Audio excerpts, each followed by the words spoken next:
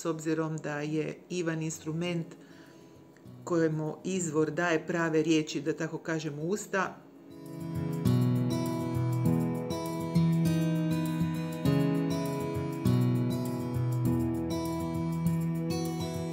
Zahvalna sam, evo, stvarno, svaki puta na svemu što dobijem.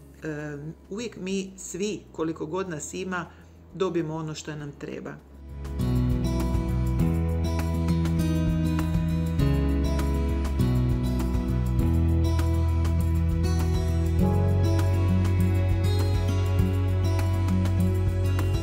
Ja doslovno imam osjećaj svaki puta kad se uključim, a uključim se vrlo često, da je taj satsang ili taj dop ili to predavanje bilo baš onako nešto najbolje što mi se dogodilo od svih predavanja.